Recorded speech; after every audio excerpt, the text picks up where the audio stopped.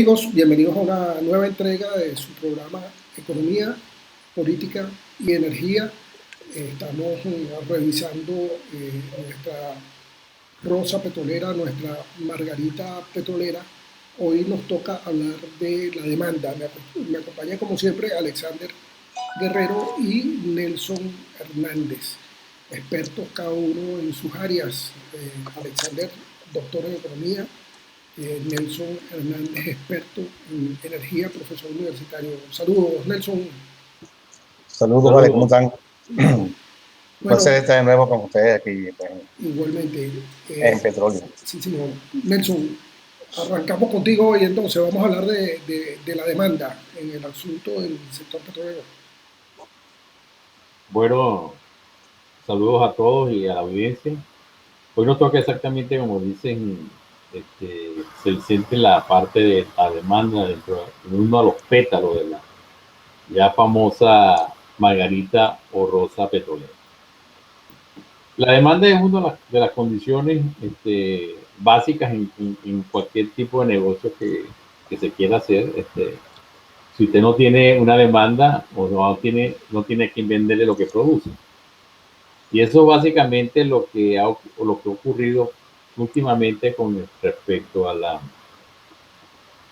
problemática del petróleo a nivel internacional.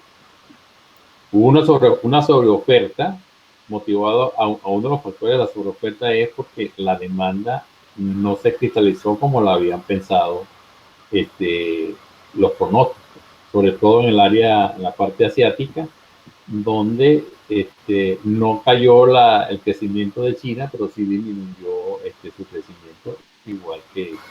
Entonces, dicho para cristianos, estamos produciendo más petróleo mundialmente de lo que se necesita. Eso es correcto. Y eso por supuesto, abarata el costo del petróleo. Es correcto. Eso quizás nos puede hablar un poco mejor, con más precisión, Alexander. Pero la otra variable que entra dentro de esto es que el gran consumidor de petróleo o de energía, pero específicamente petróleo, fue Estados Unidos y irrumpió con la famosa producción de las lutitas, lo cual dejó fuera del mercado de su importación cerca de 3 millones de barriles. Esos 3 millones de barriles tuvieron que buscar acomodo en el mercado internacional. Pues esos 3 millones de barriles, pues, como la demanda no creció, no tuvieron cabida a nivel internacional, hubo la sobreoferta y ya conocemos y hemos hablado sobre la problemática de la caída de precios. Entonces, en otras palabras, algunos pozos cierran, otros se empiezan a vender más baratos por ahí. Pero hubo un fenómeno que de estos han habido dos en el mercado petrolero en los últimos 40 años, que son los que se llaman shock de oferta. Y eso va a afectar la demanda de manera importante porque el vaso se ve lleno o se ve medio vacío. El volumen de eso que mencionó Nelson, el shock de oferta vino por el petróleo de lutita o los shale oil, que la naturaleza de producir y la razón tecnológica de ello, más los costos financieros asociados y la forma de negocio, sobre todo el modelo de negocio que es el petróleo de lutita, requerían una inversión muy grande, inversión que tenía que recogerse en los mercados de capitales, en capital de riesgo, pero en un mecanismo en un correaje económico que no podía detenerse, a diferencia de los sistemas tradicionales. Aquí no se podía parar nada, había que llenar los tubos de petróleo y entonces bombearlos, sacarlos al mercado con una ventaja sobre los petróleos convencionales, pese a los costos de lutita que eran mayores, o que son mayores, en cuanto a que ese petróleo, además de que era de primera calidad, podía añejarse como las bodegas de vino en barrica. Es decir, mantenerse abajo, fuera del yacimiento, extraído de las piedras y puesto en una dimensión de costos muy bajos. Cuando los costos de producir caen mucho, se produce tanto petróleo que fue lo que produjo el shock. Ese shock se mantiene hasta hoy porque hoy se puede conseguir todavía que estamos estamos bajo una abundancia de petróleo en el mercado, porque no se pueden cerrar los pozos de un día para otro. Se supone que eso se iba diluyendo y con la política que asumió Arabia Saudita y se iba diluyendo, el glut iba desapareciendo y los precios iban subiendo. Eso se dio. Sin embargo, entonces surgen problemas por el lado de la demanda, porque el mundo está amenazado con una recesión suave, no fuerte. Claro, y es lo, sí. Esa es la problemática de, vamos a llamarlo, en el corto mediano plazo. O sea, dentro de los próximos 4 años vamos a ver esa posición de precios no mayores, muy altos, $70, y es producto pues de que la demanda no aumenta como sería previsto. Hay dos variables aquí con respecto a la demanda. Una es que países que antes eran importadores de energía se han convertido en países exportadores de energía, y uno que ya satisfacen internamente sus condiciones, bajo dos variables. Una, que son exactamente producidas a través de mayor producción de petróleos autóctonos, y lo otro es la entrada masiva en muchos países como Alemania, Holanda, que han alcanzado producciones de energía a partir de las energías alternativas. Toda unidad energética que entra fuera de las fuentes energéticas de petróleo es una unidad que el petróleo no puede reemplazar. Es una unidad energética que se desplaza.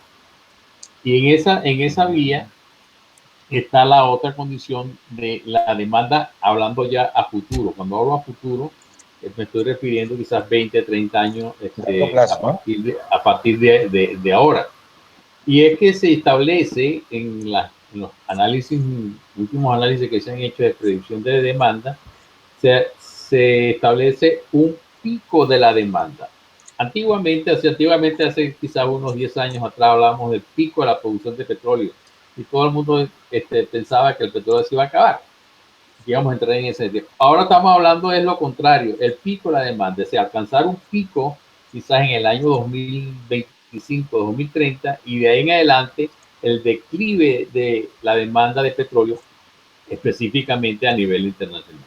Inclusive el grupo G7 ha establecido, o se ha atrevido a decir, que en el 2100 la demanda de petróleo no es más de 5 a 10 millones de barriles con respecto a la que hoy tenemos, que está en el orden de los 85 a 90 millones de barriles. Ahora, permítame hacerle una pregunta. Durante el año, ¿cuál es el momento de mayor demanda petrolera?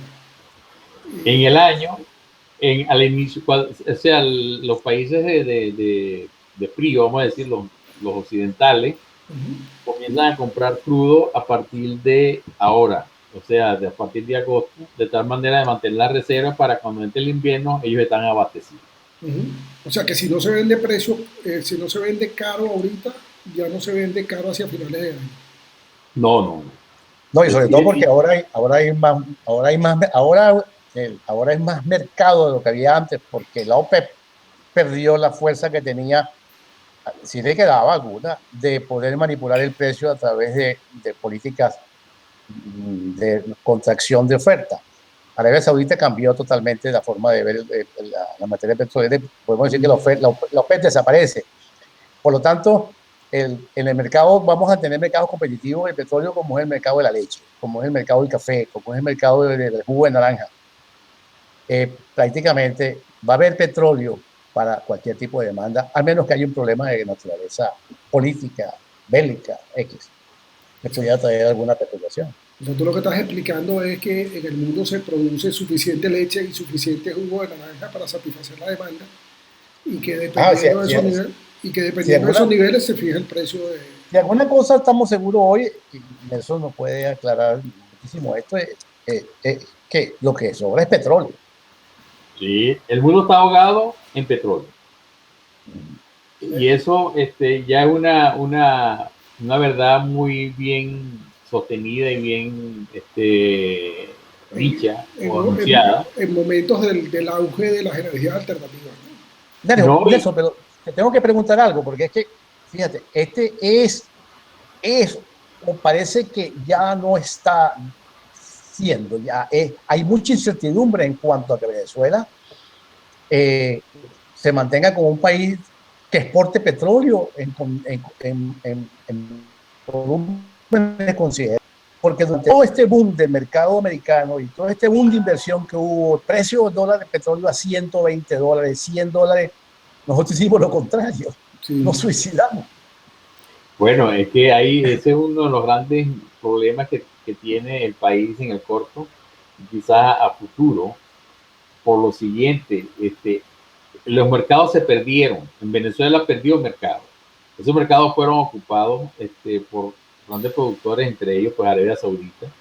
Básicamente, eso de haberse ido hacia Asia, hacia China, eso no tenía ningún sentido, porque el mercado natural venezolano ha sido siempre los Estados Unidos.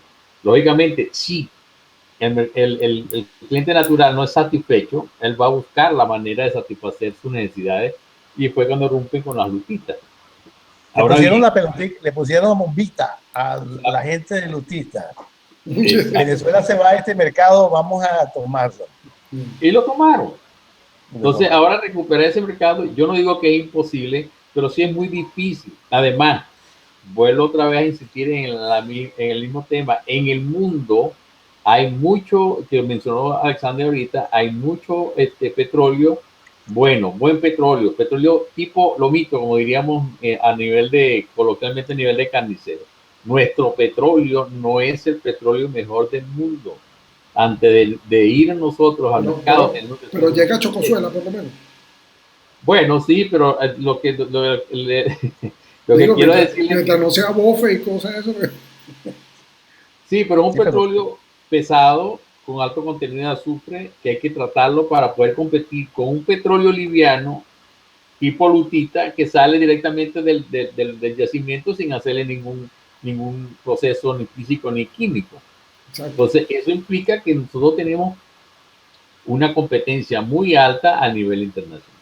Yo creo que mantengo es que Venezuela no debe pasar de seguir pensando en producir millones y millones de barriles para ser un país exportador de energía. Lo que debe convertirse Venezuela es un país de alto consumo de energía, lo cual eso implica que tiene un gran desarrollo industrial. Claro, y consumo de petróleo agua abajo, ¿no? Claro, pero nos pone una situación bastante compleja, porque nosotros deberíamos crecer. Eso que tú dices, Nelson, que te lo he oído yo varias veces, me parece una acotación muy importante. Cuando miro Venezuela, inmediatamente saco la cuenta, ¿qué tasa de crecimiento debemos nosotros poner durante unos 20 años para todo el petróleo que estamos produciendo hoy poder gastarlo en energía, o sea, poder consumirlo en desarrollo? Y necesitamos, hice un cálculo muy por encima, casi una tasa de crecimiento del 12% anual durante 20 años para nosotros consumir el petróleo que producimos. Pues, utilizar ese petróleo y no estar un solo barril, sino consumirlo en desarrollo. Sí. Y eso es prácticamente imposible. O sea, vamos a presentarlo, Nelson, a ver si te lo pongo de esta forma. Vamos a tener un problema grave, que no tenemos capacidad para nosotros utilizar el petróleo, y siempre va a haber la tentación de que algo se va a producir, y eso nos lleva a otro problema. ¿Con qué dinero, con qué inversión, quiénes van a venir a Venezuela después de todas las cosas que hemos hecho? ¿Y con qué política? Estamos viviendo lo peor de los dos mundos. No podemos consumirnos de lo que tenemos en desarrollo, porque tenemos que crecer a tasas de crecimiento ficticias que no vamos a poder.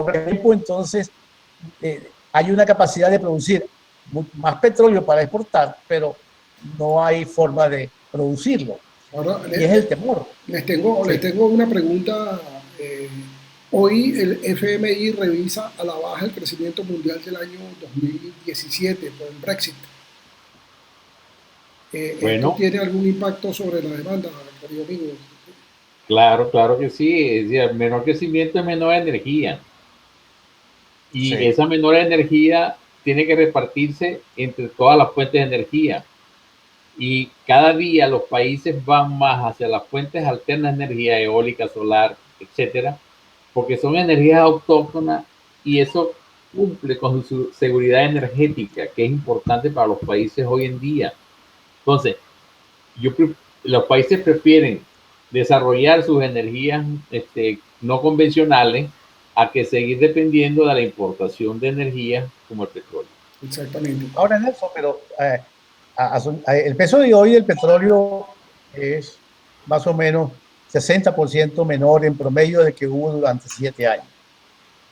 Eso no se convierte en un incentivo para que el factor de seguridad pierda costo, pierda impacto, y entonces la gente se voltee de nuevo hacia el petróleo y haga que el precio suba. No, porque hay una condición que es la condición tecnológica. ¿Okay? En la medida que el precio del petróleo se mantuvo alto, en esa medida se buscaron acciones tecnológicas de mejorar las eficiencias de esas energías. Hoy en día podemos ver que la energía solar, la energía solar fotovoltaica, que es una de las más caras dentro de ella, compite directamente con el gas natural. Es decir, si yo voy a generar electricidad, porque tú al final de la tarde o genero electricidad o muevo el mundo. Son las dos condiciones. Y el mundo se va a mover a fuerza de electricidad cuando vengamos con los carros eléctricos, que ese es otro tema que algún día vamos a tratar. Pero hoy en día el de generar electricidad con fotovoltaica es igual que generar electricidad con gas natural. Y eso implica que es el más barato de los fósiles para generar electricidad, porque si lo generas con diésel o lo generas con carbón es mucho más alto por las razones del costo ambiental. Y ahorra, sí, es lo que te iba a decir, ahorras en contaminación. Exacto. Lo cierto, Nelson, es que estamos en el peor de los mundos porque tenemos que sembrar mucho mango, ¿no? Crece con el sol de manera natural. Lo bueno es que el mango se da. Sí, porque es que un guacal de mangos en el mercado de Covent Garden en Londres, en el mercado de mayoristas de mango, uno de los más grandes mercados de mango en el mundo, es en Covent Garden en Londres. Un guacal de mango son aproximadamente 5 o 6 barriles de petróleo. Mire, no tengo la foto por ahí, pero yo fotografié un mango aquí en España y lo fotografié porque primero el mango costaba 2 euros, y segundo el mango decía importado de Venezuela. Entonces, bueno, algunas posibilidades tenemos todavía. Claro, yo digo el caso del mango. Es que el problema está en que tenemos que quitarnos de la mente los venezolanos que tenemos que seguir viviendo el petróleo. Claro, lo que dice Alexander es cierto. Nosotros no tenemos capacidad para consumir los 3 millones de barriles diarios de petróleo que producimos. Sin embargo, tenemos otras opciones con base en las energías que tenemos, en los recursos que tenemos. Bueno, poner a producir mango. ¿Por qué no somos el primer productor de mango del mundo o el primer productor de cacao, por ejemplo? De cacao, bueno, de café. ¿Tienes algo, José, que está pasando en España? En la región de Málaga, en Andalucía, se encuentran los grandes solares, ¿cómo se llama? Paneles solares. Sí, los campos. Granjas solares. Las franjas solares. Ajá, ¿cómo le llaman? Granjas solares. Que llenan a Europa de todo lo que es hortaliza y verdura, que es altamente proteicos y de precio en el mercado importante, de buenos precios en el mercado. Eso está en la región de Málaga. Uno lo puede ver inclusive por satélite, las inmensas extensiones que se alimentan de la energía solar y tienen el mercado de pepino en Alemania. Bueno, en Venezuela, ustedes saben, en España ustedes saben que ha habido momentos en que la producción de energía nueva de estos sistemas de energía ha superado a los sistemas convencionales. Y eso, por supuesto, es uno de los grandes logros de los países desarrollados que por mucho tiempo sufrieron el problema de los altos costos de energía. Bueno, una despedida. España, que no tiene. Sí, una despedida, amigos. Bueno, vale, entonces, seguimos para el próximo pétalo, ¿no, Nelson? Bueno, vamos con la margarita de Nelson. Sí. Bueno, amigos, hasta aquí una nueva entrega de su programa Energía, Política y economía. Fíjense que cada vez lo digo en un orden distinto, estamos tratando de explicar el asunto petrolero venezolano y sus peculiaridades. Hasta una próxima entrega. Bueno, nos vemos entonces en la entrega.